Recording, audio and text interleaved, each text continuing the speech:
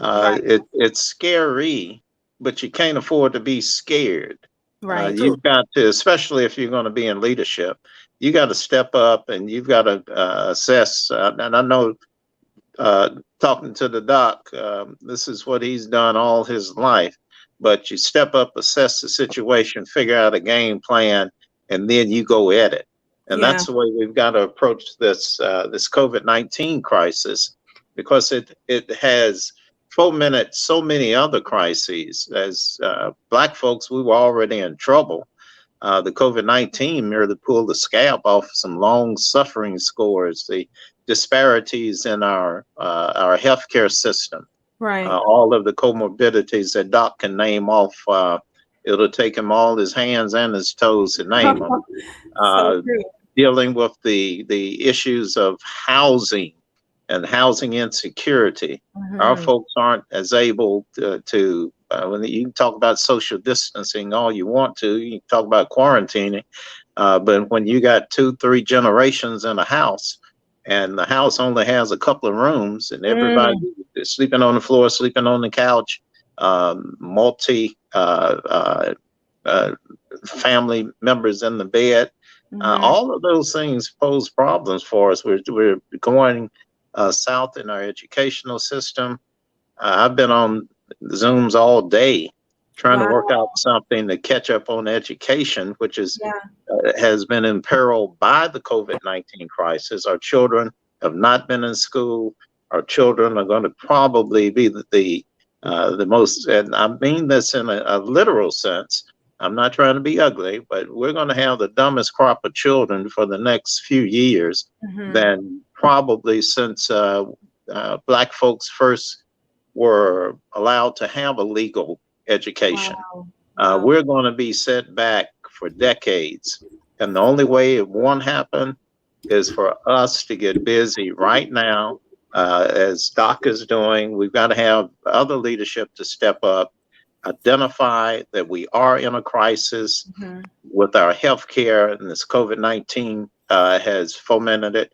But we've got to be able to look at the fact that we have education, Mhm. it's in a crisis. Housing, it's in a crisis. Economics, it's in a crisis. Our civil and our criminal justice system is in a crisis. Even our elections and voting is in a All crisis. of it. Yeah. We're trying to still, Congress is sitting on that rewrite of the 65 Voting Rights Act. Without that, we'll never have our proportionate representation in Congress. There's just so many things that are crazy right now. We can't assume that normal is going to get us to where we need to go. We Yeah. need to catch up and keep up at the same time. Mm, Doc? mm, mm. Okay, wait. So wait. You guys know. I want one thing I'm going to say. I'm going to be in the back of the bus, but I want everybody out there to know that this is Chairman Hardaway of Yeah. Tennessee. This is a guy that put me on the Black Caucus legislator throughout the nation. He's backed my back 150%. He has my Wow. 6. And so I want you to introduce him, Queenie. Then I'm going to be quiet and I'll let you guide the show. But hey, I got my cognac. Uh, and with glass of, but I also got a glass of vodka and orange. I mean, this Oh, is okay. So this is very so guys. Welcome to Bar Talks the podcast. We are actually live right now. So let me just do my typical hello, everyone that's watching. Tonight we're live on YouTube and we're live on Facebook. And, I couldn't be happier than to be joined with, first of all, it was Dr. Lanerolling with me and myself talking about COVID-19 and the second wave. And he brought along an amazing guest. And you probably heard him as soon as you clicked on Representative Hardaway. And I am going to ask Representative Hardaway to tell us who he is, where he's from, because this was my first time actually meeting him. So, and we just started talking. So welcome to the Bar Talks podcast. Welcome everyone. Representative Hardaway, I'll let you lead, and then we'll go right into this discussion about COVID-19 because I have questions, and Dr. Rolling and myself, we already have our glasses. So we're going to get started. Well, good evening to you, Dr. Rolling, and all of your listeners. I'm G.A. Hardaway. I serve as the chairman of the Tennessee Black Caucus of State Legislators, and also serve on the executive committee for the National Black Caucus of Legislators. I chair the International Affairs Committee, and that's how I ran down Dr. Rolling. Yeah. Also in Memphis is my home. That's in Shelby County in Tennessee. And I sit on the Ethics Committee. I sit on Criminal Justice Full Committee and Criminal Justice Sub. And I sit on the Government Operations Committee, which sees all of the departments, agencies, commissions, boards, etc. Of the state. And we also do rulemaking. And I sit on Commerce and the Business Subcommittee for Commerce.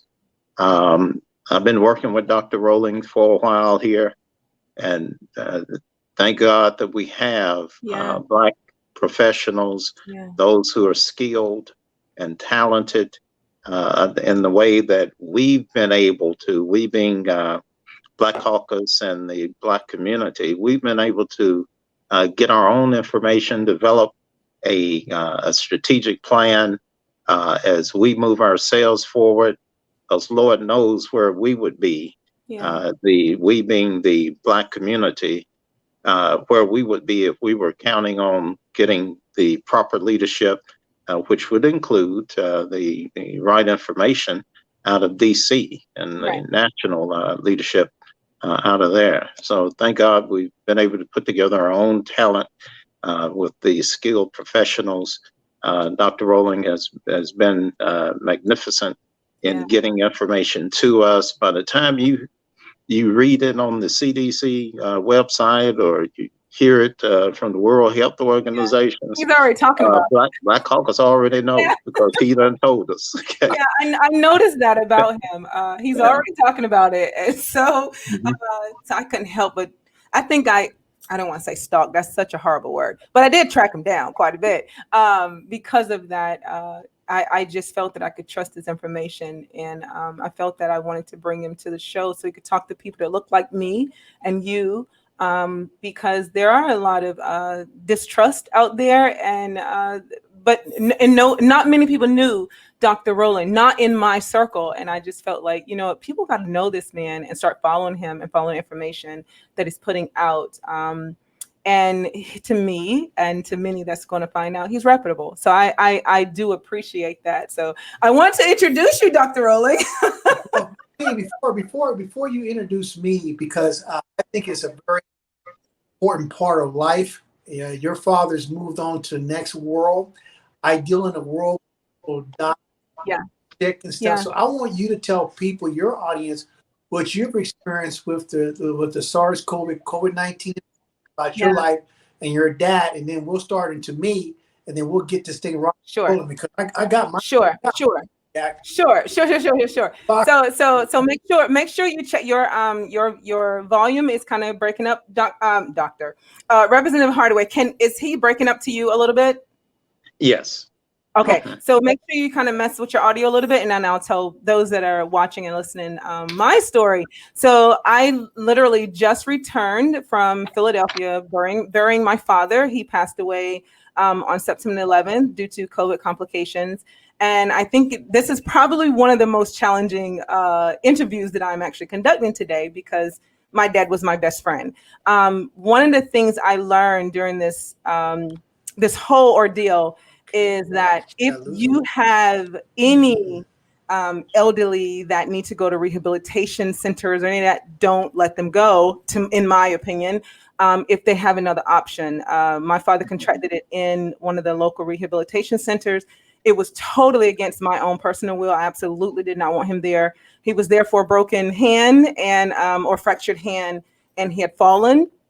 And I talked to Dad over and again before he went in. He was COVID negative, but I talked to him before he went in and asked him to come stay with me in my flat and just kind of be here with me, and I'll take care of him. But you know, others made a decision for him to go because he was in Philly, and he did go to the rehab. And about 21 days, well, probably about 18 days later, I called him every day because many people know me. They know I talk to my dad almost every day anyway. But I called him every day, and every day he started to sound, worse off, more kind of down, more depressed. And then I heard his breathing started to change. And I knew then that something was going on. And whenever that happened, I became very, very frightened. I see that we've lost Dr. Rolling, but I'm sure he's coming back. But I became very, very frightened. And certainly within another couple, okay, sorry, I'm looking at information too. But certainly within another couple of days, we wound up sending him back to the hospital. At about 21 days of him being in the rehab, he goes back to the hospital, and they test him, and he tested positive, and he passed away 2 weeks to the day that he tested positive, which would have been on the 11th. And I was devastated. I was devastated for so many reasons. I never wanted him there. The fact that this virus is, it really is serious, and it really is deadly. And the complications that you experience, not every person can handle it. Not every person is going to survive it. And to listen to the nurses as they begin to tell us almost every day how things were or were not changing was traumatic for me, because I could feel and I could hear that this was not going to get better. And they really drew a picture of how this was happening, like the lungs, how they were, I like to say, solidifying. And I know when Dr. Rolling comes back, he can explain it a little bit better. But the lungs were just like cementing. They were no longer able to work. And that was devastating, knowing that my dad had to go from oxygen to an incubation tube. Hold on, let's add him to the stream. And so just dealing with that, it was definitely devastating. And I'm still working through it, because it's surreal when you lose someone to COVID. And unfortunately, I lost my stepfather my godfather as well this year due to COVID complications. And so it has just hit me one after the other, but my dad has definitely been the biggest blow. And so that is why we're having this conversation, because I want everyone to take this serious, and I want to learn how I can have even better practices as well in my day-to-day. So again, Dr. Rolling, thank you so much for joining me tonight and bringing along an amazing guest, Representative Hardaway. I really appreciate it. So let's get started. I want everyone to know about who you are. Okay, well, the reality, folks, is that I'm Dr.lanerolling. I'm an infectious disease specialist and also a trauma surgeon.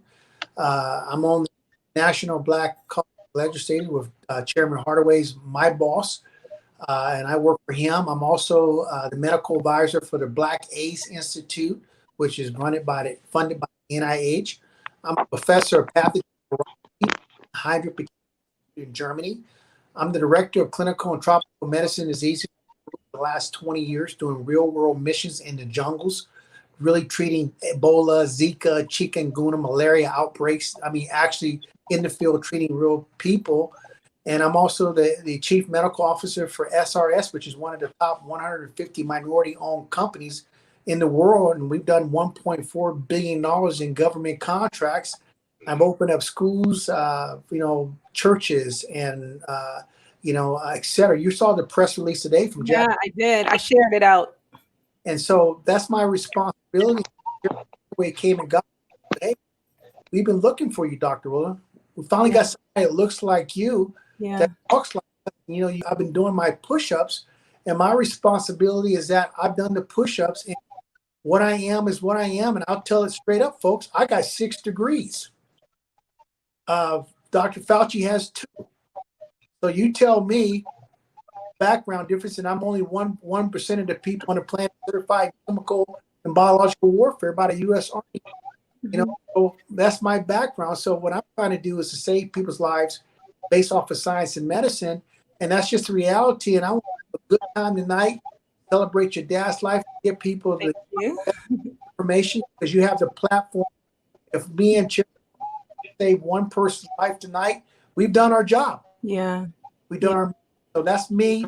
And so everybody knows, I speak to 1 million people a week, and, been exhausting, but I love it. I'm still inspired. I love going to Country Jackson, Mississippi. I love going to North Carolina and going to these schools and, talk to these little black girls and boys that have little braids and machine and open schools for them. And so I love it.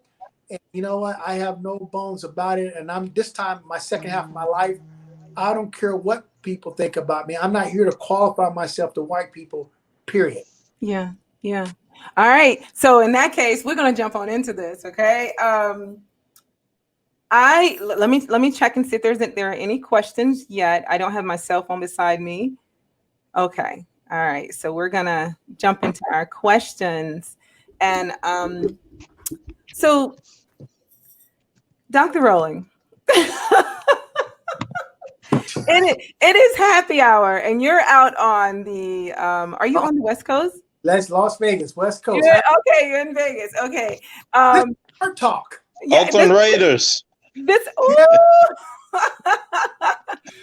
saying this is bar talks. You're like Oakland Raiders. I am a Cowboys fan, but it's okay. We're not gonna talk about sports. I'm gonna get along with all of you tonight, regardless of who your sport team is. Okay. All right. So Dr. Roland, let me just jump in. I have some Q&A questions that I've already collected, but I do have some other questions that I spoke with another friend of mine today, and we just kind of hammered out some really good questions that we felt could be useful, right? So I've heard you talk about COVID just exhaustingly, like hear you talk and explain what COVID is, what this virus is, why it attacks the system the way it does, how it, moves through the air and all these other things. I've heard you, and a lot of people have not, but I want to get to the biggest question at hand, because I noticed that today it's reported that over 200,000 deaths here in the US are COVID related. How does that make you feel, knowing that I've been hearing you talk about this almost the entire year? Well, let's be honest with it, Queenie. That number's wrong. Okay. 125 to 250,000 Americans have died because the numbers are just fake. That's what the administration has done to keep the numbers down, because it makes people panic. So the reality is that it's amazing how people back in March were talking about, well, this is the flu. 75,000 people die from the flu. No. Yeah. 7,000 people a year die from the influenza A or B. Right. We're at 225,000 people, and we haven't even got to the months of October, November, December, and January, when we're going to have co-infection in the population. People are going to have not just the influenza A and B, they're going to have SARS-CoV virus, and they're going to have respiratory syncytial virus. So the death rate's going to go up tremendously. So it is astonishing. 200,000 people died. A great majority of them have been minorities, both blacks, Mexicans, Indians, Native Americans. Mm-hmm. We haven't got through the October, November, and December. So by January 1st, the number is going to be almost 500,000 people in the United States are going to die from this SARS-CoV virus mixed in with the influenza A and B. So that's why it's important that we have to educate people on the reality of what's going to happen, because this is not a hoax. This is not a game. That's just the reality. So the answer to your question is that 200,000 people, 225. We lost 3,000 something people on 9/11, and people about that.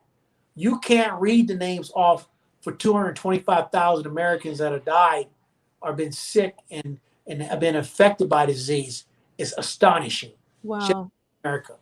And the second wave will be here October, November, December, and January. Get ready.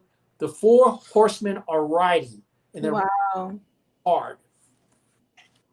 Okay, I just want to let that sink in for a second, because I was hoping you were going to be able to give us some good news. That's not good news. That's reality. Chairman Hardaway, we've done podcasts before. Yeah. You folks, the Dr.lanerolling version or I can give you the black Mickey Yeah. Mouse version. Yeah, What do you? yeah. No, I need it. I need it real, Doc. I need it real. All right. So already I see some questions in the box. I'm going And to go ahead. if I may, that's the Sure. good news. The good Yeah. news is you're getting the straight, no chase version of the truth. Yeah. Without that, the Black community cannot create, much less execute, a strategic plan to Mhm. fight this crisis. If we Wow. don't have a plan, the same way that back in the slavery days when you had the good house Negroes, they'd say the master gets a cold, we sick master. When master gets a cold, the house Negro got the flu. Hmm. When America, because of the disparities in the healthcare delivery system, when America gets a cold, black folks get the flu. So Yeah. when America gets the flu, we die. Okay? Wow. Unless we get this straight, no chaser truth from Hmm. Dr.lanerolling and Hmm. develop a strategic plan that's based upon our community. The disparities that exist in the healthcare system exist because they don't address the situations where we live. They don't Wow. take into consideration the different problems that are unique in the Black community, whether Hmm. it's our food, our nutrition, or lack thereof, whether it's, as we talked about earlier, our housing, where we are more likely to be in multi generational housing, also in housing that's too small for the family. Our educational levels are disproportionately less than the rest of society. So Hmm. we come in knowing less about how we should take care of ourselves, Right. knowing Right. less about how to research and get the information that Dr.lanerolling is providing for us now. We don't know Mhm. where to go get it. So we Yeah. can't defend ourselves. We Mhm. can't do the work. And that's why Black folks are dying at a greater rate than the rest of America and than the rest of the world, because America is Yeah. dying at a greater rate than the rest of the world merely Right. That's because sad in of itself. politics. And make Yeah. no bones about it, the reason that folks don't have what they need is because the leadership in Washington, D.C. was failing on the job. Mhm. The information was available. I got my information from my advisory task force. So when I went on the floor late January, February, I was the only one with the mask on. It's not because Wow. they told me out of the CDC or WHO or my state health department. It's because of the advisory committee that we had with Dr.lanerolling saying this is what you can expect. Yeah. This is the characteristics and the behavior of the virus. So I knew to Mhm. have my mask when I went on the floor in the chambers of the House and with the rest of my 98 colleagues. I was the only one, everybody's snickering and Wow. giggling until folks started dying, until folks started going to the ICU with that COVID-19. Yeah. But that's Yeah. what we've got to do. We've got to get the information. We Yeah. need it as soon as we can possibly get it, develop a strategic plan, execute it Yeah. so we can live. Well, that's what we're here for. So, for those of you that's just joining Bar Talks, we are talking COVID-19 with Dr. Rowland, and we have a special guest, which is Representative Hardaway. So, we're going to go straight on into our questions that someone just popped up off of YouTube. And it says, Brown Girlism is her name. Do you think the flu will be less because we are wearing masks, Dr. Rowland? Well, that's a very good question. I know, and that goes back to the answer. To protect yourself is that this is where, like Chairman Hardaway says, is that the politics got involved in it. One of the front lines protection for you to survive over the next 2 years. Make no bones about it. This is just the first cycle. Mhm. Second wave will be here October, November. The third wave will be here in March. China's getting ready to do a fifth wave, and we're going to recycle back around again. Wow. That mask is your frontline protection. I don't care if it's an N95, 3 mask, surgical mask, cloth mask. That mask is a protection from you from the outside to the inside of the viral load infection. Okay. Is that mask is a mandatory thing to decrease your chance of getting not just the SARS-CoV virus, but also influenza A, influenza B, and also respiratory syncytial virus, RSV, and all normal coronavirus that we all get, which causes a common cold. So her question is that absolutely mandatory. Your mask will be part of your clothing. It will be part of your routine. You will have the mask with the 49ers, a mask with the Raiders. Yeah. I'm going to have a mask with Hennessy Cognac.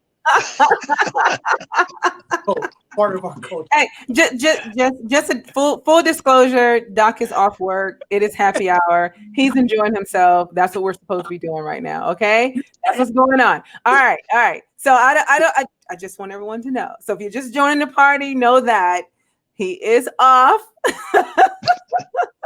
This is happy hour, but we are having this conversation at the bar. So here we go. So the next question is, well, you kind of answered it. It was, should we be getting a flu shot this year?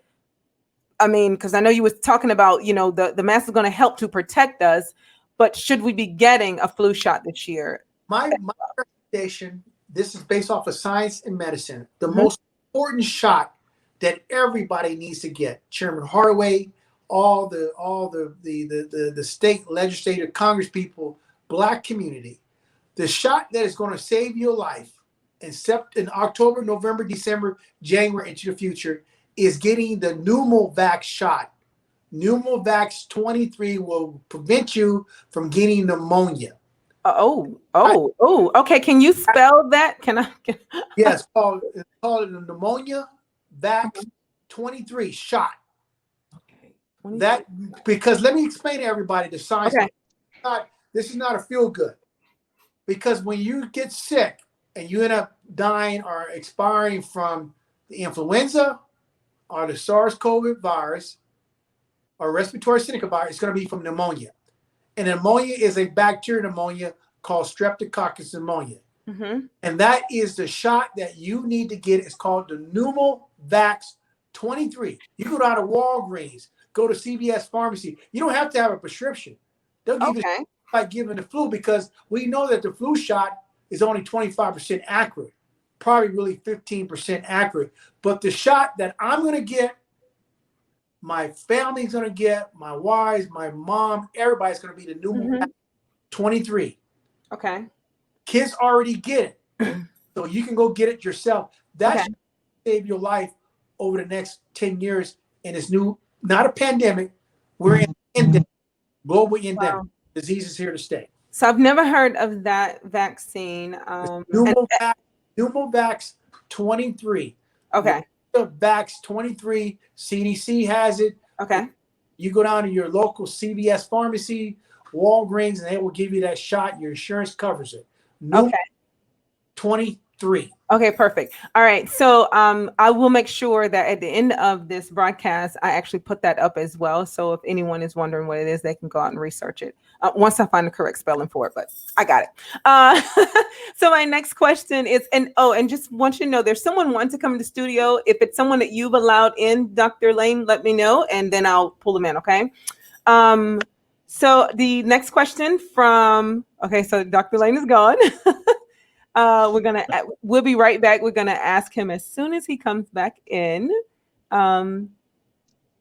So are you going to get While we're waiting for him, let me, if I may, expound upon some of the information that he was talking about in terms of percentages. He's back, but go odds. Ahead.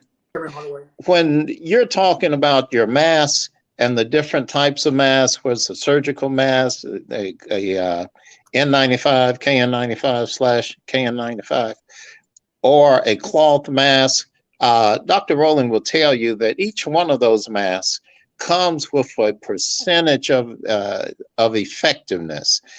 So even though you're masked up, there's no reason for you to forget that you need to be socially distancing, Right. that you need to be still taking precautions in terms of sanitization, Yeah. that you still need to be conscious of the other efforts to keep yourself safe, keeping from contacting and thus contracting the Mm, virus, because the masks are only effective to a certain degree. yeah. So you can play the odds, and that's what you're doing.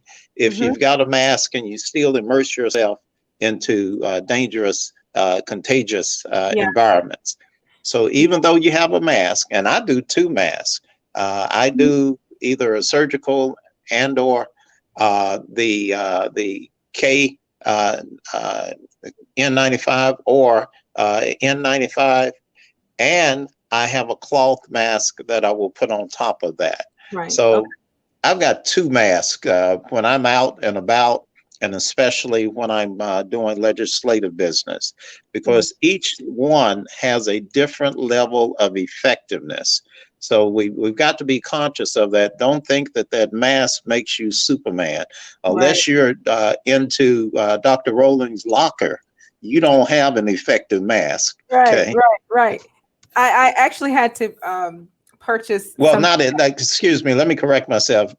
When I say not, you don't have an effective mask. You don't have one that's effective to the degree Yeah. of the type of equipment, medical equipment that Dr. Rolling or his professionals would have. Right. Each Right. one of these masks that I named off has a failure component to it.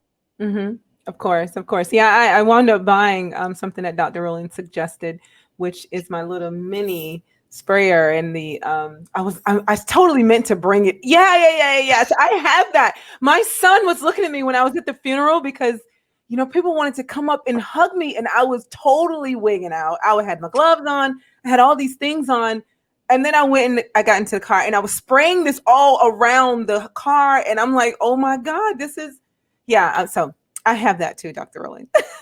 Thank you for the suggestion. And I have my jug of solution over there as well. I don't leave home without it.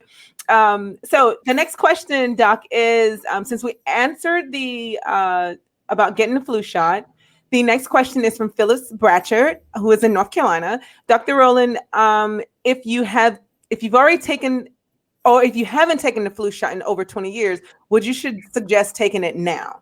Oh, absolutely not, because the flu shot is only 25% accurate. It might be 15% accurate. Okay. If somebody had a 15% grade flunky, would you want them operating on anybody in your family? Wow. That's an F. So Yeah. the flu shot, people have to realize it's not effective, because the virus itself, the influenza virus, just changes all the time. Okay. My recommendation, this is Dr. Rowland's recommendation, and I'm the global guy in the jungles of Peru. I've dealt with influenza. Yeah. Vax 23. Okay. That is a game changer for Black Americans. Okay. Start talking about, and I think Chairman Hardaway's going to talk about, when they start talking about vaccinations and shots.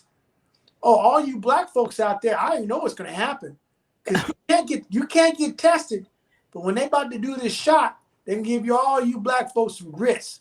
I got my question about that here as well. So Yeah. I'm going to get to that so we can talk about the vaccine. Bus, give y'all some grits and some Subway sandwiches, like Chairman Hardaway say, that plantation Negro stuff, and they're gonna inject y'all with that vaccine that ain't gonna work, and y'all gonna find out what's gonna happen. Because I'm gonna drink my vodka and orange juice back. Throw the whole microphone away. Okay. All right, let's move on. So from Gina, so basically the answer to that is no. You wouldn't suggest getting the flu vaccine now. Pneumovax. Instead, do the Pneumovax. So Pneumovax is your recommendation for this season from here on. Okay, so do you recommend no air travel for? Oh, so do you recommend no air travel for the next 2 years? I'm traveling almost 3 or 4 times a month everywhere. I'm talking about to Jackson, Mississippi, North Carolina, Chicago, California. I'm opening up schools. I'm protecting, New York City, the massive transit authority. We travel. But when Dr. Rolling gets on the airplane, I have my 3M Darth Vader mask because I Yeah. know there is no such thing as social distancing on a plane. So that type of mask I wear. So traveling, you can fly everywhere. In fact, my brother just is getting back from Brazil tomorrow. Well, I'm heading back to Germany because we know what the bio safety and security protocols are.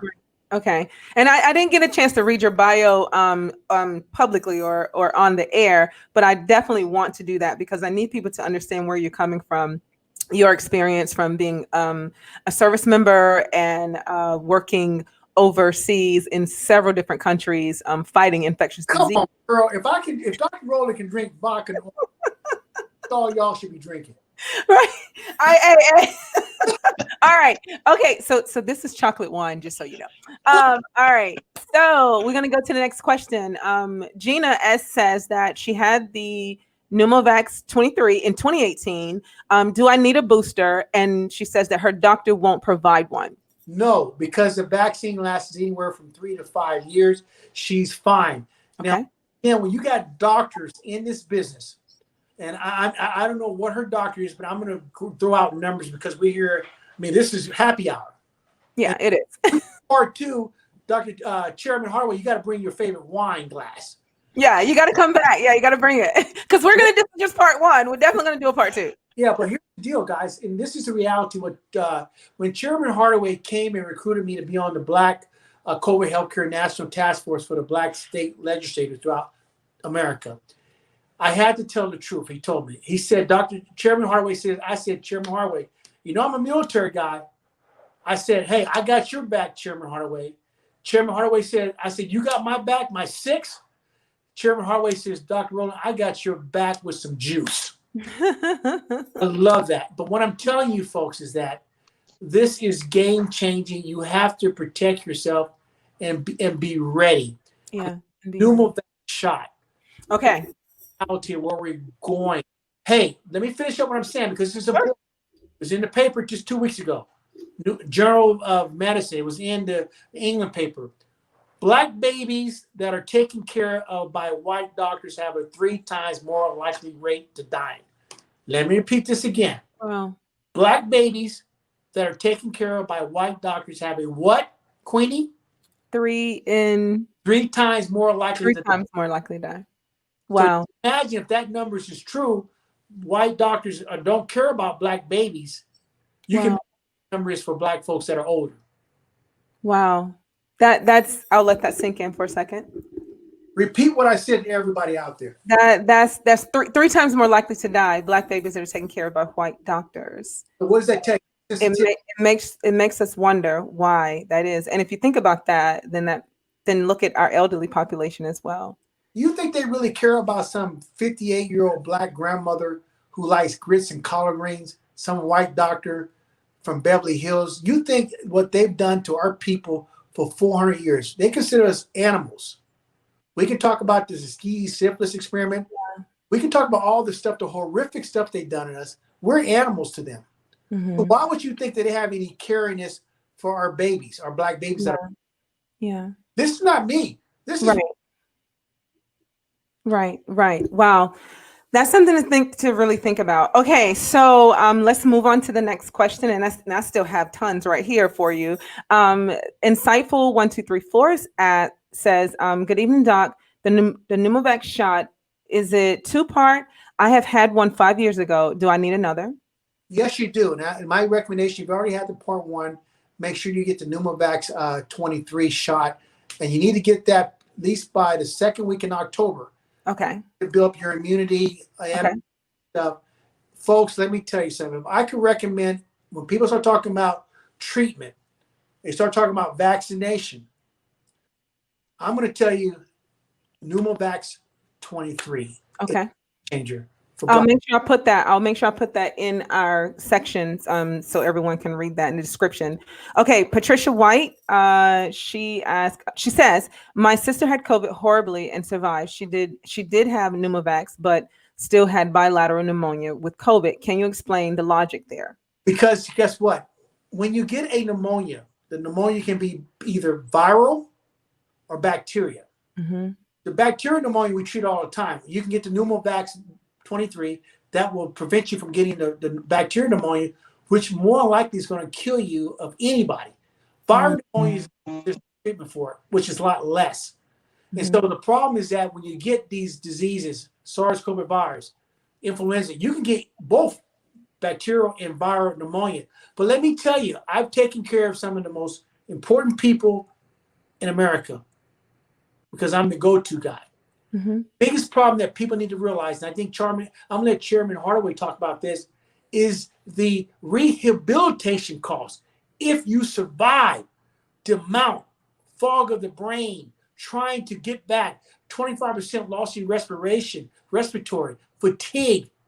Chairman Hardaway, tell them about the cost on that, the rehabilitation if you survive. Well, it's tremendous, and you talk about a cost that could be with you for a lifetime, and you're talking about a people who uh, we have a great number of folks just here in Tennessee. The projections are in the millions who don't have suitable health care coverage. So who's going to pick up those costs? You are. And what's going to happen to you when you can't pay them? Then you're talking about financial stress. You're talking about the added psychological, mental, emotional stresses that go with the financial stress. You're talking about the inability to move ahead economically, whether it's buying a house or whether it's putting your children through school. That's why the Tennessee Black Caucus has come up. I spoke to it earlier with 6 ways to frame the different crises which are generated by the COVID-19 crisis, that we have an economic crisis, that we have an educational crisis, we have a housing crisis, we've got a crisis directly related to criminal and civil justice, individuals being put out of their homes, but they can't go to work either because they don't have a job or they don't have care for their children, or they themselves have tested positive, have to stay home and quarantine. There's just so much going on now that I'm back to what I said at first. Black folks have got to get themselves educated, and then Black folks have to develop their own strategic plan, and Black folks have to execute it. Nobody is going to save us but us. If your leadership isn't talking about the things that I'm talking about with you now, you got the wrong leadership. You need to change leadership, or you need to prod them to get off that pot and get busy looking after the community. But Dr. Rawlings is correct that there's so many things that are going to cause you pain and agony and stress and distress for the rest of your life in some instances, even after you've fairly recovered from the disease itself. Right. And the fact that we don't know everything yet. Yeah. We don't know what the damage is to your brain. We don't know what the damage is to your kidney, your liver, to your heart. We know how extensive it is to your lungs. But there are other things that are going on in your body as a result of the disease that we're still trying to document and develop that body of study. So it's playing out in so many different ways. Those members of the community who don't even know they've had it. That doesn't mean you're not going to develop some of those conditions down the road. You might have them now. They'll merely become more acute as you age or as time goes by. So this is not a joke. Yeah. When you hear numbers, when you hear DC, the president in particular, trying to mislead you into thinking that there's nothing going on, nothing to see here, he's lying. Okay. I say that with all sincerity. He's lying to you. When you've got a president that stands on stage encourages everybody in the audience to show up without a mask and to boo anyone that talks about wearing a mask, and yet you can't get close to him Yeah. because you don't have a mask on. Now, you don't think about that, but all those folks that he keeps yards away from him, they can't get close to him. That's why he doesn't mind having a mask on, Right. Of because course. he does not have to get close to you. He's observing the Yeah. same protocols that he's telling you to ignore. Yeah. Everyone that comes close to him has to be tested, or you can't come close to him. But he's telling you it's okay. Yeah. Run out and hug each other and kiss and yell in each It's so other's misleading. faces, and don't worry about wearing a mask.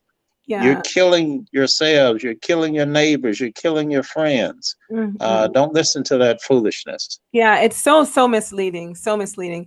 So Dr. Rolling, we have two people that are trying to get in studio. Harris is one last name, Suber is another last name. Do you want me to allow them in at any point? Oh, you're talking about B. Harris, the famous editor of Paper magazine, and Michelle Obama, Barack Obama, Joyce Reed. Girl, you know, I want to make sure it's a safe space for you. and Charlotte Suber. Yeah, you better put. Okay. So, hey, I got my refill. Welcome to Bar Talks, the podcast. I'm sorry, I had to vet both of you before I allowed you in. I'm sorry. He didn't give me a heads up. Sorry, I had to vet. I apologize for you having to wait so long. But welcome to the podcast. Thank you. I'm glad to be here. Thank you for coming. Okay, so I want to get through these two questions that's on screen right now from the viewers, and then we'll keep moving along. Okay, and of course you can introduce your new guest. So Doc from Wanda Maps, she said, "Good evening. What was the mist that Dr. Rollins was spraying, and where do you get it? And do you recommend the face shield or mask for greater protection?" Okay, I want everybody to take a pen and paper out there, your whole entire audience, because part one. This is part two because hey, I got my refill. Yeah. So I got good to go. This is part. We're gonna do. Y'all can do next time we do this. Y'all can do wine. I'm gonna still do the real stuff. That's okay. But we'll have another happy hour. But I want everybody to understand, it's very important that you need to understand how diseases are transmitted. We have 6 F's. We have 1 R. F's: feces, flies, food, face, foot, formite, and fingers. And R is respiratory. If my general audience out there understand how diseases are transmitted, then you can protect yourself. Very, very important in understanding the transmission of diseases. Your audience needs to know that I've said this for 6 months, that this virus can stay in the air for 14 minutes. It can go a mile. It can go 3 feet, 6 feet. But folks, one of the biggest transmitters of this disease is fecal contamination. Your bathroom. Somebody can be asymptomatic. Somebody can be positive. They flush that toilet, that virus becomes aerosolized in the feces and it spreads all over your bathroom. The virus can last in feces for 35 days and be alive. Wow. You go in the bathroom, you step on it, it gets on the bottom of your shoes, you can transmit the diseases 150%. Wow. Okay. All right. So the next question is, I hope everyone heard that: feces, flies, food, face. Food, face, yeah. We got flies. Yes. Fingers. Feces. Food. Formite. Foot. Face. And the R is respiratory. Yes. That is scary when you say the food, and it makes me want to ask the question about how us going out to eat right now. Let me explain something. This is how powerful, guys. This SARS-CoV virus has changed the way we live. You are not going to back what it was 6 months ago, a year ago. We are finding the SARS-CoV virus in frozen chicken wings, hamburger meat, pork plants, frozen on the inside in the meat and also on the package. Wow. That is why it's very important that when you get packages, you better be spraying it and disinfecting with ProGuardian. Yeah. You better make sure you cook them chicken wings well done. Folks, this virus has changed our society 150%. B. Harris, famous editor. Why did you put me on the cover of your magazine out of Denver? I don't have B's video. Oh, but I do have audio. Oh, well, I'm going to introduce myself. I've been publishing the Denver Urban Spectrum for 34 years, and I'm at deadline right now working on our big, it's a political issue. We're a monthly publication. So, but I put Dr.lanerolling on there because I was very impressed with everything that I saw and heard and read about him. And I follow him. I wasn't expecting, I usually just get on whenever he's speaking somewhere. So I wasn't expecting him to talk, but I welcome the opportunity because every time he talks, I learn a little bit more. Yeah. I use my ProGuardian. When you were saying that you were using it, you use it in your car. I do the same thing. But when people come to my place, I got a friend, when he comes by, he puts his arms up like he's, I think I'm in jail. I'm going to jail. He holds his arm up just like the yes, like this.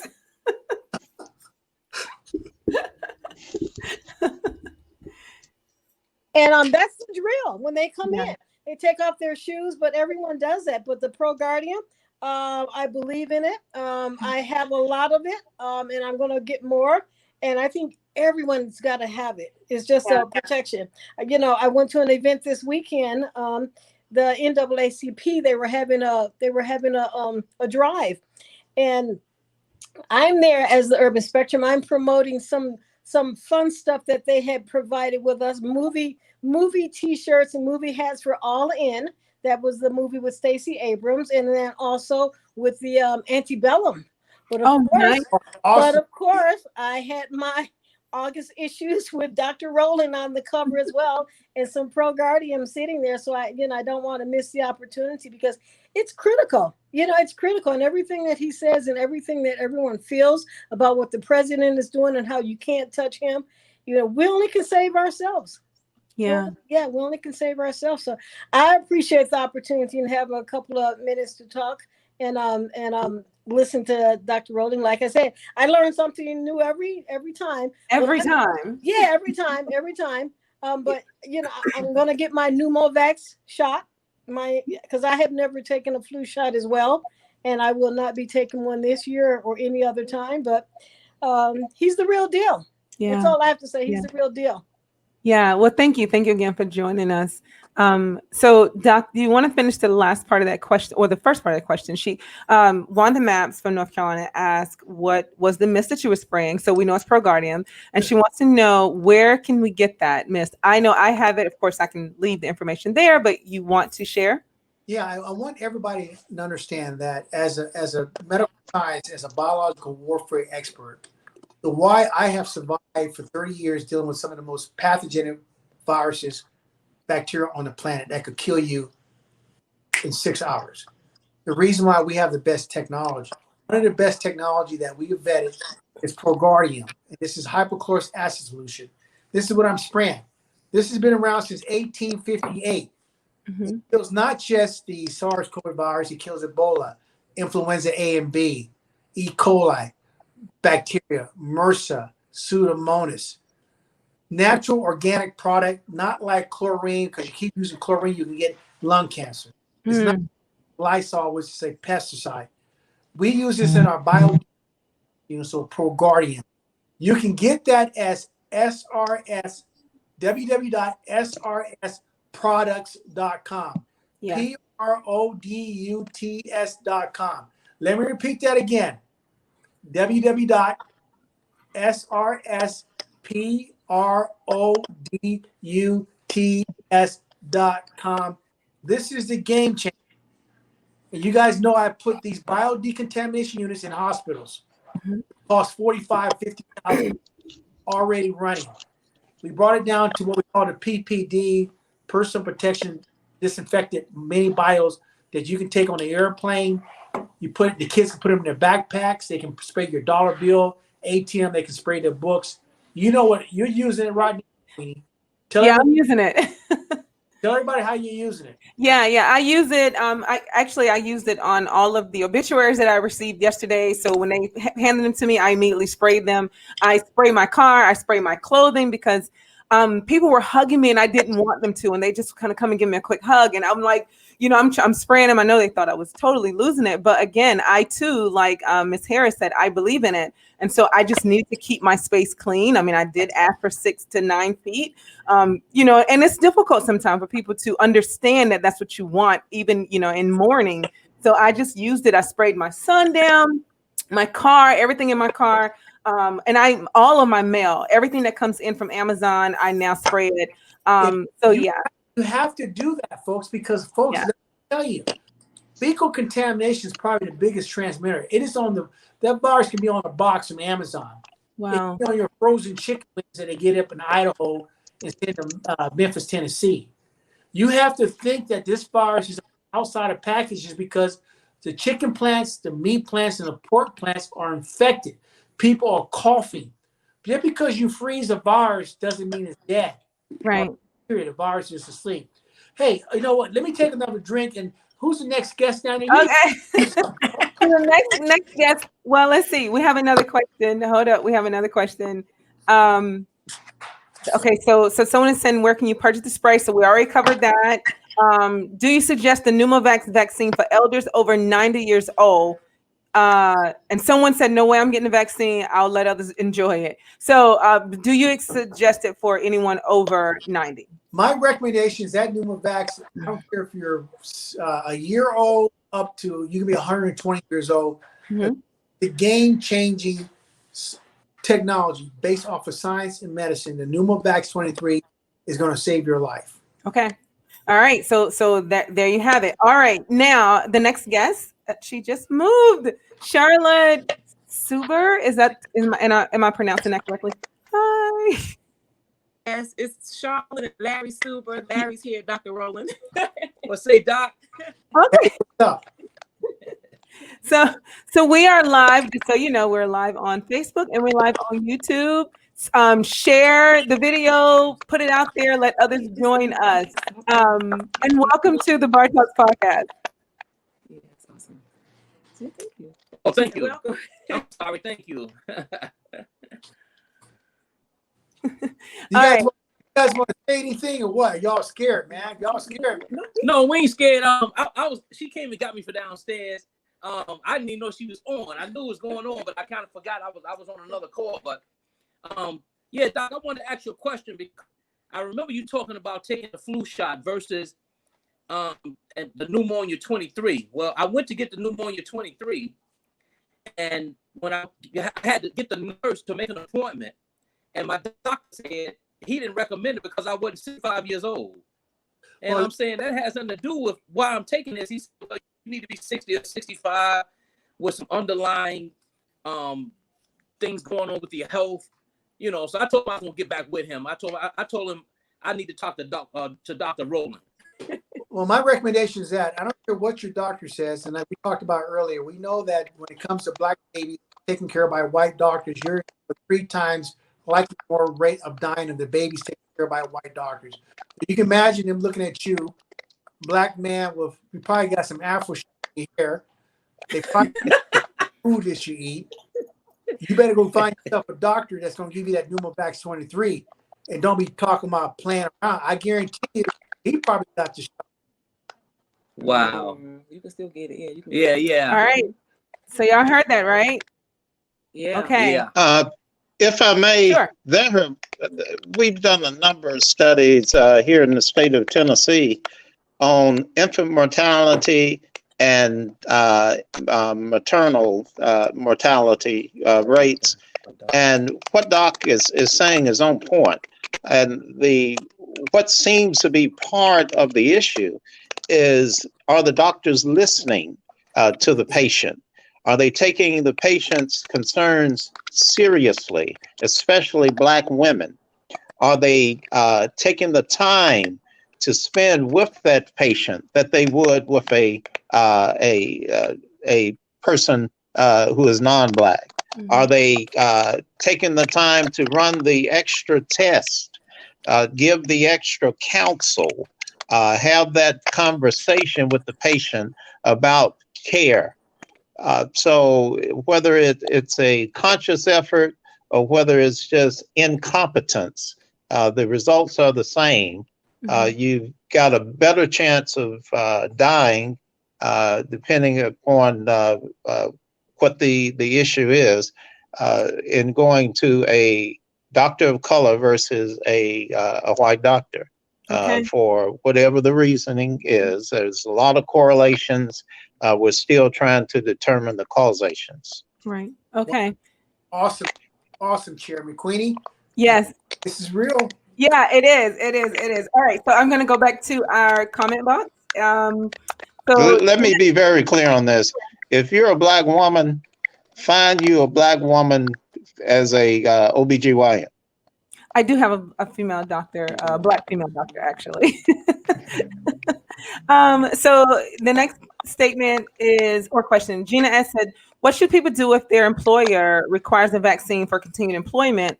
I'm not sure which vaccine she's referring to. I'm assuming maybe the upcoming vaccines for COVID. So we can maybe skip that and come right back to it, because I do have those questions as well. That question, because, part one, we have to keep it real, because everybody keeps talking about the supposed to be magical vaccination.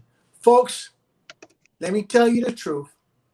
The vaccination is not going to work. Why? Because this virus, the SARS-CoV virus, has already had 12,000 mutations. It mutates every 2 weeks. That's fact. So you cannot have a shot that has so many different mutations. HIV, no shot. Ebola, no vaccination. So that's the reality of what we're going with the science and medicine. That is fact.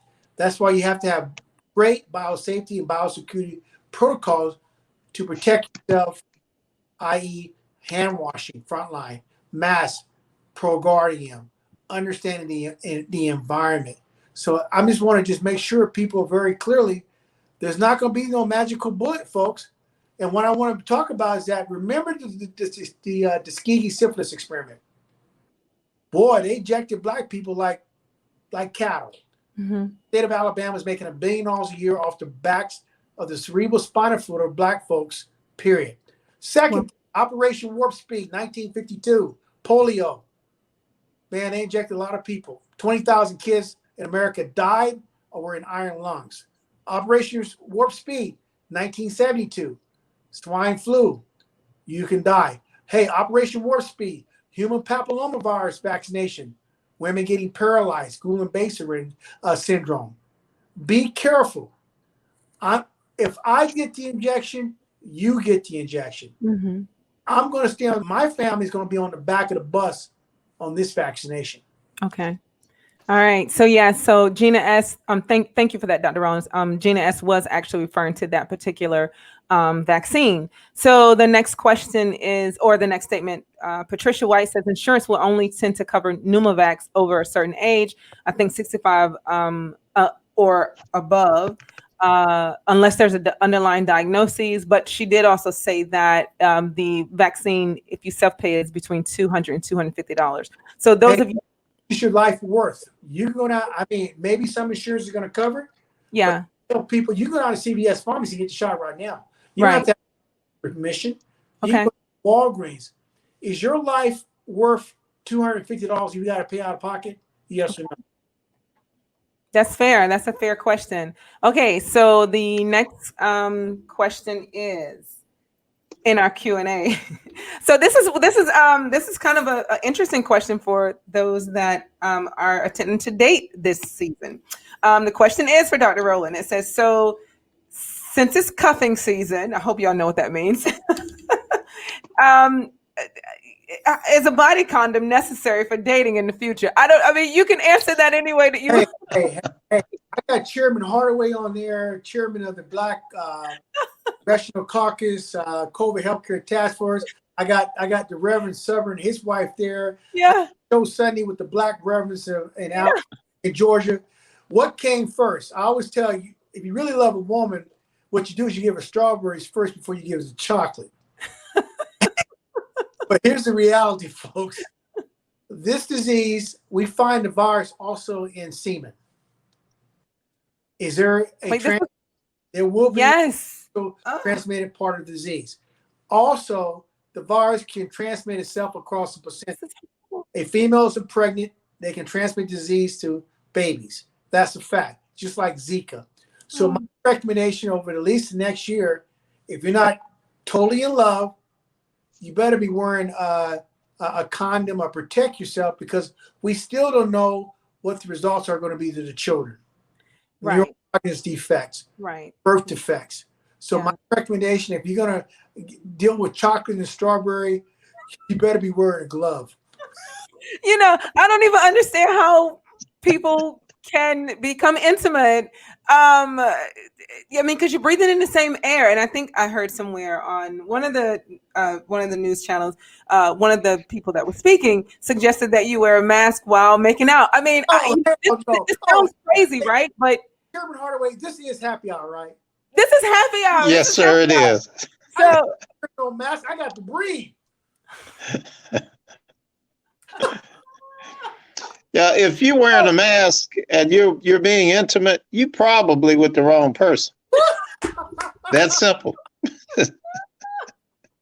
I mean, no, the real talk. I mean, should people go and get a COVID test before? Look, I'm just a host. Okay, so you're telling me that you can see two Darth Vader people wearing masks, right?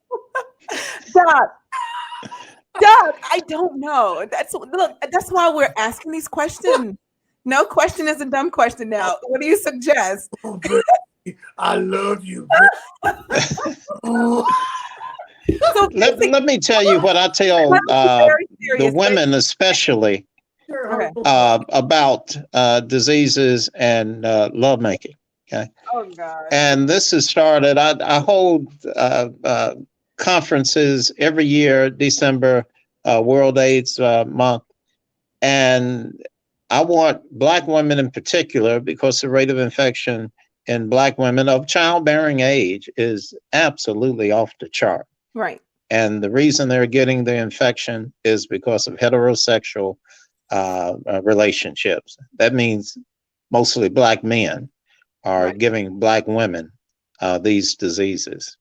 So I keep it real simple. Just say no, N-O, until you know, K-N-O-W.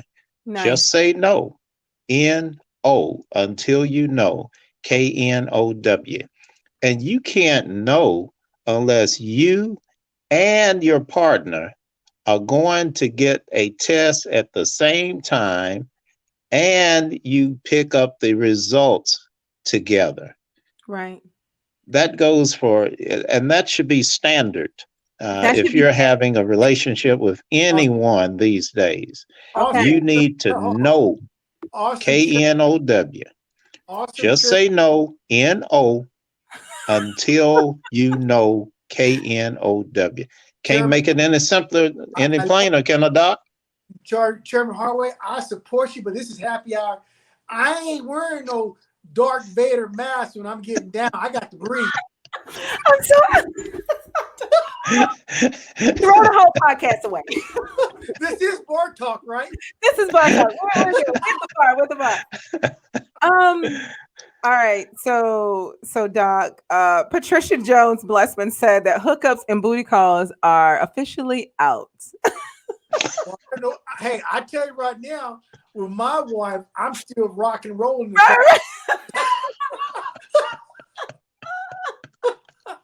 Okay, I get it. I mean, that's a safe space, but I guess those that are single and out here trying to date, it's difficult. It's very, very challenging. And although we're laughing and making light of it, it is a real serious issue amongst those of us that are single and trying to figure out this whole dating thing when you do not live with your partner. Well, hey, please love, whoever the guy ends up rocking your world, his name might be Benny. You make sure you talk to me so I can tell them goodbye, big roll. Right. Done. I'll check in with you first, Doc. Check in with you first. All right, we're moving to the next question. Oh my God. Oh Lord. Okay. How can we remain safe, especially during the flu and cold season? We've already covered that one. What are your thoughts on family gatherings over the holidays? Well, that's a very good question. But once again, you can do that if you have great biosafety and security protocols, i.e., you're making sure people wash their hands, not with soap and water, but with great desanitizer hand, also great antiseptic hand wash. Making sure that your family members that come in there, they understand the utilization of masks. They need to make sure they have ProGuardium spraying themselves from the top of the head to the bottom of their shoes, making sure they don't wear their shoes inside your house because the shoe is a vector, it can transmit that virus. Making sure you understand that social distancing, 6 feet, 9 feet. Hey, folks, if you have a mask on, you got some protection. If you understand these biosafety and biosecurity protocols, you're not going to have a problem. But if you're going to be like Herman Cain, talking about you Superman, you don't need a mask. You're going to be with heaven. So make sure you have practical sense. Yeah. Okay. Barbecue. Make sure your packages are sprayed down with ProGuardium. Like chicken wings. Make sure the chicken wings are cooked well. I don't know any black folks that like cold grits. We like hot. What y'all don't know is we've been talking about grits since Dr. Rowling came on. Before we ever started recording, he has been talking about grits. But to your answer, Queenie, you can have a family gathering as long as you protect yourself. You can't take your mask off. If you got people in your house and they're using your bathroom, you need to make sure that people are flushing that toilet, putting the lid down, make sure they have great surface disinfectant because we know people are nasty. I mean, they go in there, they take a dump. I've seen rich hotels, they take a dump, they don't wash their hands, they touch the door handle, the rail. So you have to protect yourself and have good common sense, folks. Right. Okay, so here's what, and I'll add this. I was supposed to have been going to my hometown for Thanksgiving, and typically this is what we do. We have these really big fun gatherings, and I have two switches that's on and off, and it's difficult for me to get into large groups because I'm such an affectionate, loving, kind of all over the place person. So I just don't go at all. So I'm fully isolated. And so I told my family, I said, well, I'm willing to come if we all get tested a few days prior to, and we still wear our mask and, do everything that we need to do to stay safe. But I just want to feel okay coming to the event. Well, that did not go over well. I can tell you right now, I'm gonna feel good to Thanksgiving because I'm gonna have some cornbread stuffing. I'm gonna have me some potato salad. I'm gonna have me some cranberry sauce and some turkeys. I'm damn sure gonna have some sweet potato pie. but listen, so I don't think I'm going anywhere. But do you think? I mean, is it unrealistic for me to request that from a family of, let's say, 20 people, that we get tested prior to us coming together? And I mean, depending on what test you have, because the test, there's only one specific test that I recommend. Okay. That's PCR test, polymerase chain reaction, which is the most sensitive test that we use to diagnose disease. 100% accurate. Say it one more time. Say the name of it again. PCR technology. Okay, yeah. Not antibody, not antigen, PCR. If they get that, that's fine. But I'm telling you, folks, because we've opened up schools. You can go to get that. I'm going to get me some turkey. I don't know about you. You might be eating some wrong. I'm vegan. Stuff. I'm vegan. I'm eating my greens. All right. Okay. So I'll rethink the trip. I mean, I did go to the funeral, and it was very, very hard for me. But hey, Queenie, do me a favor, because we're having this is a bar talk. Please, for me, because I've been in that world as a doctor for 30 years. I put a lot of people in body bags, and people died in my career from diseases. Tell everybody right now about what you've experienced in the last 48 hours. What you experienced over the last week, because it's important for people to understand the reality of this. not Fox News. Yeah. So for those of you that are new to the podcast, as I shared earlier, I just buried my father on yesterday, and he died from complications due to COVID. And so it was the hardest thing I've had to do because he was my best friend. But hearing that he was diagnosed because he had gone to a rehabilitation center, I was devastated. And I was angry because when he had gone to the rehabilitation center, he was negative, and I never wanted him in there. So from day two, I kept, talking to my other family members. I want him out. Let's get him out. Let's get him out. Let's get him out. But I think one, due to not understanding the, I guess, the ramifications of being in such an environment when you really don't have to. I think what you not understanding that you kind of feel comfortable with your loved one going, thinking that they're going to be okay. But in truth, that he wasn't okay. I learned a lot about that particular facility, how they managed their patients. They're going in and out. How the patients were not tended to properly. They didn't see, he just experienced a lot that he just did not have to experience when he only had a fractured hand. That's what he was there for. So he was there for rehabbing for his fractured hand. So your father, I want everybody to understand that her father went into a rehabilitation center for a fractured wrist. Yes. And ended up dying from the COVID-19 disease. Yeah. That's yeah. And literally he was diagnosed on a Friday, and he died 2 weeks later on September the 11th on a Friday to the date, almost to the moment. And as I was sharing earlier, you had fallen off, Dr. Rowland, like really listening to, every day we kind of Zoom called in and out with the doctors and the nurses, but hearing him really talk about his lungs and the devastation that was happening to his lungs, it was so traumatic for me. And so I still have this image in my head of how this disease or virus, like I say, solidify or seems to cement in the lungs. And I just kept thinking about my dad and how he struggled to breathe. And so he went from the oxygen mask to the tube, and that was it. He never came off of that. And so, and it was such a short period of time. And I don't want any, I think for me, I hope that anyone that's listening, if they have anyone that's elderly, if you can avoid sending them to any facility, then, and I mean, like something as simple as rehabbing, let them stay home with you. I mean, help them that way. Figure out how you can control that environment, because we didn't do that for my dad. And I do believe that if we had done that, then he would still be here. And so that's the reason why this conversation is so important to me. And it's so important for me to get this information out, not just for myself, but also for my family, because I want all of us to take it more serious and to really, really understand just how contagious it is. Like, it is just that contagious, right? He was negative. And then suddenly here we are having to bury him on yesterday. So, yeah. Woo, Dr. Rowling. Okay. well, Again. Hey, this is Dr. Rowling. I'm not here, like Chairman Hart said, I'm not here to be your butt. I'm here to tell you the truth.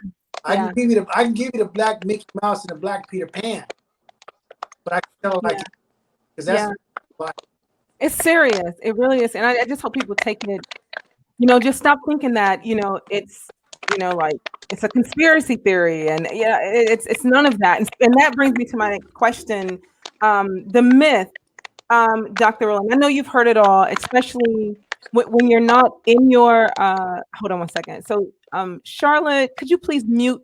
Because I hear some, could you mute? Just thank you.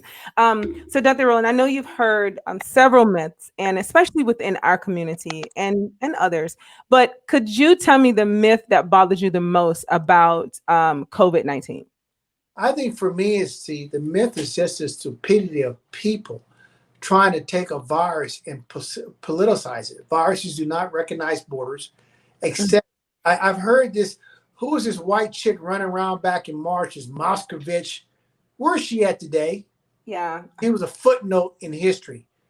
That you don't wear a mask, and the walking on the sand, and the voodoo black doctor down in Texas talking about sperm from the demon. Wow. Yes. To give these people from? I mean, it's just I've never seen these people in the jungles of Peru with me down the Amazon. Mm-hmm. I've never seen them guys holding a dead baby that died from a disease, and a mother's crying, talking about, Dr. Rowland, why is my baby dead? Mm-hmm. The biggest thing for me is the foolishness of people. Mm-hmm. I am not like Chairman Hardaway. I'm not a politician activist, socialist, civil rights leader. I'm not you, Queenie Love. You know, I'm drinking a vodka and orange juice. I'm like this, pasture, God and stuff. But I'm in my lane when it comes to infectious diseases. Yeah. You're not going to tell me anything about infectious diseases unless you have my 6 degrees. I've never seen you in Fort Detrick, Maryland. You don't have a top secret clearance I have. You've never been in the jungles. Shut up. Stay in your lane. Yeah. My biggest problem is that people, God, you got guys out there that are accountants. All of a sudden, they're virologists. That's the problem. Wow. Wow. Anyone want to add anything? Charlotte, I know you both were unmuted for a second. Did you want to add something? Yeah, this is her husband, Pastor Larry, and Okay. and I want to say that everything you guys are talking about is so important, and so much of the knowledge that I received from Dr.lanerolling. I talk to doctors, I talk to specialists, and a lot of things that I've been hearing from him for maybe 6 or 7 months, they don't have a clue what I'm talking about. Yeah. Even when I went to the doctor's office the other day and I told him that he was, I hope I'm pronouncing this right, a virologist. Yeah. Am I saying that right? And they looked at me like they didn't have a clue what I was talking about. Now, in the Black community, I'm always doing different teachings, and I'm talking to different people, and I pass on the information because I believe in human. I'm a humanist, and I just like Doc says, and he believes in helping people. Well, the biggest part of what goes on in the Black community is that they believe that they're untouchable. And they believe because my family is having a big cookout with 100 people, it's okay because we're blood. Come on now. The information that I pass on, the information that I pass on, they look at me as if I'm strange. I had a cousin that was murdered. And I know there were 50 people at his mother's house at the cookout. There was one person with a mask on, and that was me. And somebody even went live, and I didn't know it until later. And it was like, look, Pastor Larry, he's the only one out here with a mask on. You got that right, baby. Because just like Dr. Rowland, I'm a man of God, I'm a pastor, but I'm not going to go along just to get along. I'm not going to play that game. Me and my wife are very serious about our health, about the welfare of our health, and understanding what we're supposed to know. Because just like I'm not going to preach, but just like the Bible says, my people are destroyed for lack of knowledge. So many don't have this knowledge. Even when I went to the doctor's office and I was telling them the things that and they were looking at me like, wow, who is this guy? But the information that I received, I got it from Dr. Rowland. So I take my hat off to Dr. Rowland, to you guys, and we got to continue to be that example. I can care less how somebody looks at me because I got a mask on, because I got gloves on, because I'm spraying the bottom of my shoes every time I get in and out the car because I leave my shoes at the door. My neighbors across the street are looking at our shoes over there. I saw them one day, and they was looking like, why are you leaving your shoes outside? You know what I mean? So we got to make sure that we stand on what we learn, what we know, and pass that information on to our people. And just like you said, and my prayers and condolences to you and your family about your father. But we got to set an example because so many think that they're untouchable. They think they're Superman. Superman even had a weakness, and that was kryptonite. So Black people, if you're watching this, I'm going to share this. I'm going to push this out here to every group, every people that I know, that we got to pay attention because we are more at risk. Yes. You know what? You better go ahead. Look, I'm ready to raise an offering for you. That's true. That is exactly. There's some feedback I'm getting somewhere. If we could just mute for a second, we can figure out where that's coming from. But that was one of the reasons why I want to do this, because I want to make sure that we, people that look like you and I, are hearing this, are really getting the information. And Dr. Rowling, he's putting it out there. And I don't think enough people know him. Enough people haven't heard him. We need to get celebrities on board to hear him and to keep pushing this, so that, because their reach is much farther than mine. But if you share, then other people share, we can continue to pump this information out. Real talk for people of color, but all can learn. So thank you guys for joining me again. Dr. Rowland, I'm going to go to the chat box. She says, okay, I see Dr. Rowland, he's in and out. Okay, so I'm sure he's going to come back in, but we'll go ahead and read this. Patricia, thank you so much for your kind words. Thank you so much. So based on what Patricia has learned from Dr. Rowland, she said she has consulted and written biosafety protocols for family gatherings and a couple of weddings. No one has gotten sick. There are ways to do it. Patricia, I would love to get that information from you, because I definitely would love to be able to share that with my family, because that's one of the reasons why I'm thinking I'm not going to actually go down south, although I really want to see my family. So if you could send me that via email, or if you can, and my email is I'll put it in the chat, actually. It's bartalks 2.0 at Gmail. So you can send that to me, and I will definitely share it for others, or if there's a way I can get it from you. maybe if I have to purchase it, I don't know, but just let me know, because I definitely would love to have that.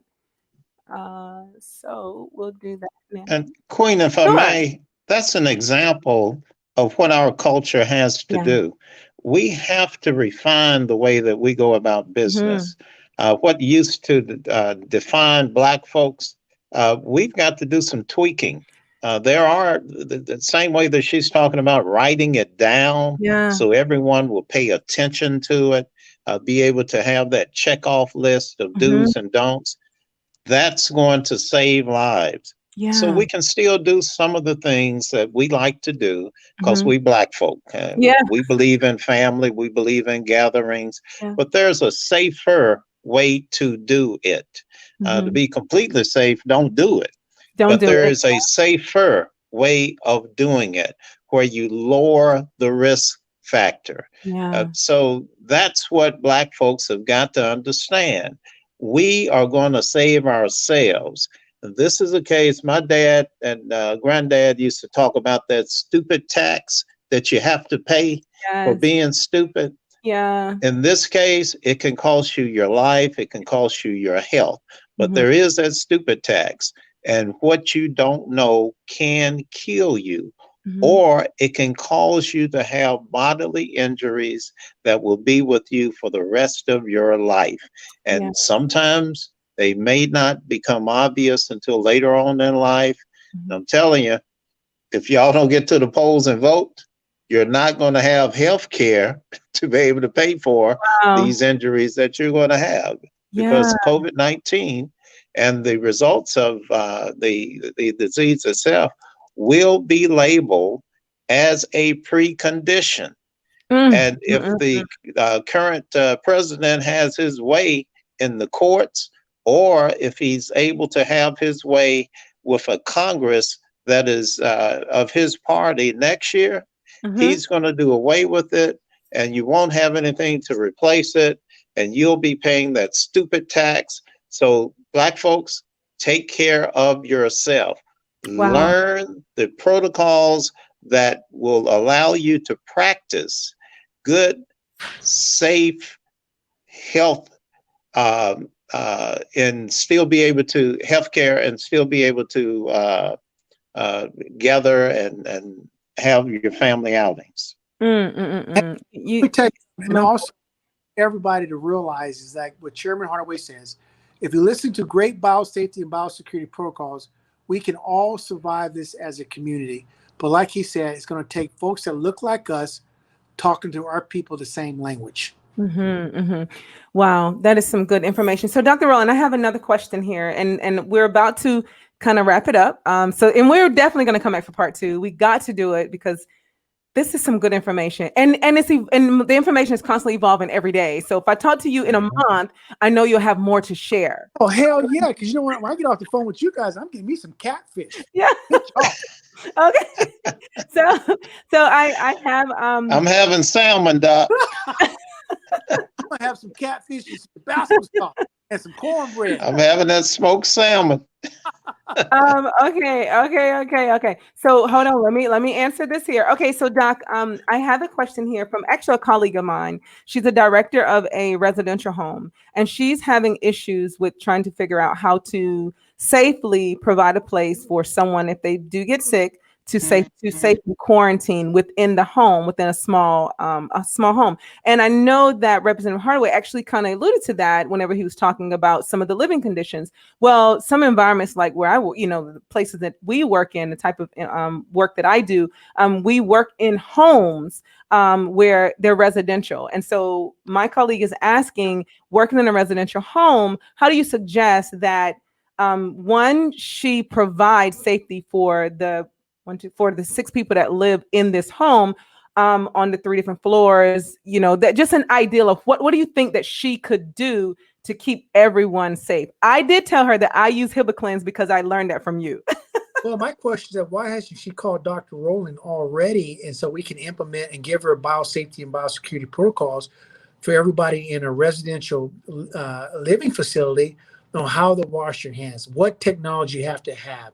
Are the people wearing shoes? What air filtration unit they have in that facility? What are they doing for the bathroom? Do they have lids on the toilet? What's in your air conditioning unit? Has that facility actually been tested for the SARS-CoV virus? Because we know that buildings, facilities, you can find the SARS-CoV virus on vacuum cleaner handles, wheelchairs, beds, air conditioner, ATM machines. If she implements these biosafety, biosecurity protocols that we have developed, she can have a nice safety environment for the people in her facility, even period, end of story.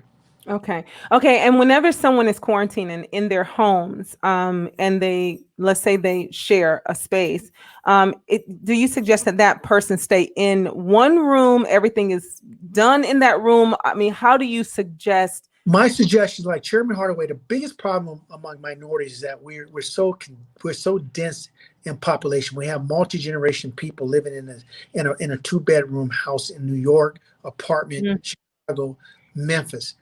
Even if grandmother is infected with the SARS-CoV virus in another room, if you put in biosafety protocols, i.e. you have air filtration unit, i.e. the bathroom is sterilized every time that individual uses that bathroom, you're washing your hands with antiseptic hand wash, you're making sure your dishes and boxes are sprayed, no shoes, i.e. you can keep grandmother or mom or father in that room, in that same facility or that apartment or house. 100%, I guarantee you, no problem. Okay. All right. So the last couple questions is from one of our viewers. His name is Jerry Wright. He is a fellow service member, so and Army at that. And his questions are: so the first one is, what is, if any, the reinfection rate? Well, the reinfection rate is very important. That's why people need to understand, even though you get the infection the first time, because of the 12,000 different mutations that the SARS-CoV virus has, you can get reinfected again. This is a game changer. You do not get conferred immunity because you get infected the first time. So you have to have what we call great biosafety security protocols for yourself, i.e. wash your hands, keep your nails cut short, i.e. not wearing your shoes in the house. If you have a pet, make sure you desanitize your pet's feet when they come inside to the house, because that can be transmitted disease. Making sure if you go to Walgreens, you black folks like that dollar store, making sure you get packages out of there, you sterilizing that stuff. Right. If you touch a cart at Walmart or Piggly Wiggly's, I think that's what is that, Piggly Wiggly's, what y'all eating at now? I shop at Mom's Organic, sir. Did you say Black Organic? Mom's Organic. You sterilize that cart. You do this the great practical sense. Flies, feces, food, formite, face, foot, and fingers, and respiratory, you will be safe. And so tell that Army guy, because he's probably a leg, which means he's not like I am, jumping helicopters. He's good to go. What's your second? Say it again. What's your second question? Okay, his second question is, how long is a person contagious? A person can be contagious with this SARS-CoV virus anywhere from 21 to 35 days after infection. So we're looking at anywhere from 4 to 6 weeks. People become infected with disease within 8 hours of the infection. Excuse me. Doesn't it seem like the information is a little misleading? Like when you're saying that, like I've never heard that, and of course I don't watch the news as much anymore, so I could have missed it. But I have a degree in virology. yeah. It just seems like the information is misleading, right? It seems like the information isn't out. Like I've never heard that answer, only from you, of course. Hey, girl. Hey, I'm on my third cognac. Chairman, why don't you talk to him about Fox? Because you're an elected politician. Oh my God! Wait. Let me get through these other questions. And I'll let you have it. Okay. So this kind of ties into the question. The next one is the 14-day quarantine really long enough? Basically, not with what you just said. No, probably the most infectious part of somebody being infected is on day 8. Producing the maximum amount of viruses that you can pick up, you're breathing out. But a person can be infected or be infectious within 8 hours. Once that virus gets in your body through your eyeballs, let me explain how you get infected with the virus. Eyes, nose, throat, lungs, kidneys, gastrointestinal tract. Once that virus gets in contact with that cell, that individual cell, it takes about 8 hours from the time it gets contact for that virus is making lots and lots of babies inside the cell, and that virus kills that cell, so you can't smell anymore. You lose your taste. You can't breathe anymore, and you're infectious. So usually about 8 hours from the time you contract that infection, you are a carrier or you're spreading to other people. That's virology. Wow. This is not an aliens movie or some zombie movies. This is not Fox News. Oh my goodness. I want y'all to share this information out. That is so, that's something to really think about. Like that's almost, it seems like instantaneously. Sarah Harmony, come on, man. You said you got my back. You said tell these folks what's going on. Go for it, Chairman. He's on mute. You got yourself on mute, man. Yeah. You're drinking too much. Get yourself off of mute. I don't think he's been drinking anything. I didn't see him put anything up. Fool you. Don't let him fool you. Okay. Chairman Hardaway. He's on mute. So he's on mute. I'm going to let him. Okay, there we go. Okay. But what Doc is saying is accurate. What you're talking about is accurate. How there's bad information out there. Look at how CDC has to keep coming back and amending their recommendations. Yeah. And they're chasing the curve. They're chasing that knowledge. What they're telling you to do, Doc has already told you weeks ago or months ago. So they'll tell you this limited amount of information, and they'll give you this advice, which goes to a certain limit. And then they'll come back in another couple of weeks, a month, and say, well, yeah, in addition to that, here's this, or don't do this. Doc has already told you about it. When they're finally coming around, well, maybe they're coming around to admitting that it's transmitted through aerosol, but they put it on, then they took it off. That's what happens when you let propaganda and politics start to outweigh your judgment against good public policy. Good, sound public policy ain't always good politics. So you have to make a decision. Are you going to look after your people, or are you looking after your political aims? Are you putting out propaganda, or are you putting out some truth that will actually save lives, that will help the community to recover from this pandemic? So you've got to be smart enough to recognize that there's some undue influence on everything flowing out of government now. So you've got to do your own research. Those of you who have tuned in today, that's what you've got to do. You've got to go to other expert sources and get the real story. Oh my goodness. Because you've got to have something to weigh this propaganda against. And that means you've got to do your own research. Go to another source, do your own evaluations, and it can save your lives. Right. Don't pay that stupid tax. Thank you so much for that. I'm wrapping up. So I have one other question for you, Dr. Rowland. Why does COVID-19 cause weakness in the legs? That is also from Jerry Wright. The reason why the COVID-19 causes weakness in the leg, because of COVID-19, not the COVID-19 disease. This, I want people to understand, it's the SARS-CoV virus, number 2, that causes the COVID-19 disease. But the SARS-CoV virus has the ability to attach to all vessels in your body. Oh. Your arteries, your brain vessels, and your leg vessels. And a lot of people end up with deep vein thrombosis or clots in their leg, which means they have decreased circulation, pain, and decreased energy and blood flow to your legs. That is what causes the weakness and can cause you to have a pulmonary embolus, and you can die from a pulmonary embolus, which affects the legs. Okay. So Doc, I want to say this, and you can, of course, expound on it. We do not have to, I mean, not everyone dies from having this virus. No, right? not everybody dies diseases, but the bottom line at the end of the day, Queen Love, show me your glass of cognac, please. I have chocolate wine. The bottom line, when it comes down to it, it's about exposure. How much load you get, how much viral load. Do you have your mask? So if I got 10 people coughing in my face and I don't wear a mask, I'm going to get sick. I'm going to die within 14 days. Wow. If I have a mask on, it protects me. Doesn't matter if it's a cloth mask, any type of mask, is going to give me some protection. So to your question is that is where we're at. The disinformation in our world, when Chairman Hardaway put me on the Black Congressional Caucus for the nation, my responsibility is to educate Black folks about science and medicine so we can stop this horrific disease from killing our people, period. And I'm still Queen Love. Yeah, yeah. Thank you so much for that. So lastly, the last question is, any books from the panel members, and where can we get them? So does anyone have any books written? I don't know, Doc, if you have any. I mean, I know you've written tons of information currently.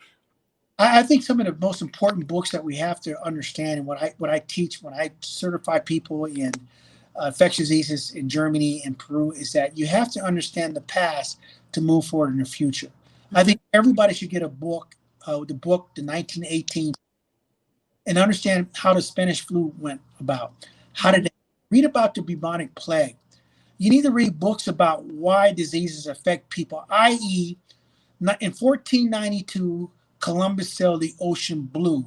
He landed in the country of Hispaniola, which is Haiti and Dominican Republic.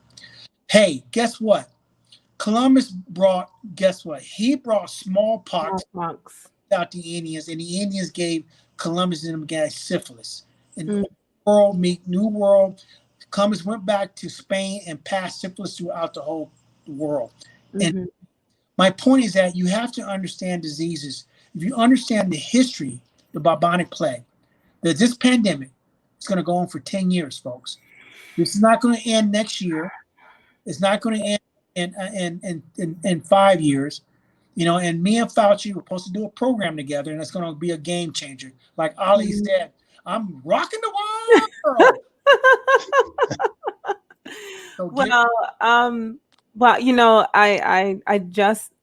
I have to thank you so much for coming to do part 1 with me, and I look forward to part 2. And I want to invite each one of you back, because I just feel that, again, the more we know, the better off we are. And I'm hoping that people will listen to them and really take it to heart what you're saying, because as I've shared with you before, you speak to the heart. Like right now, we're having a good time, right? We're having a good time. We're having this conversation, and it's happy hour and it's after hours. But I've seen you in the morning have a serious conversation about this virus, and you are just as passionate as you are tonight.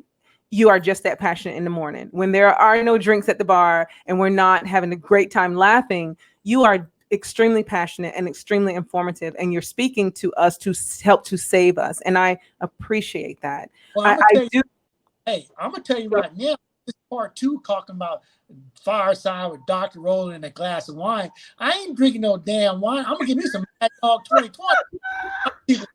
No, you know what? Mad Dog 2020 is not welcome here, because the whole year we need to throw it away. Okay, so we ain't throw the whole year away. We ain't doing it. What you think, Chairman Hardaway? What you gonna drink? You gotta bring some better stuff for 2020.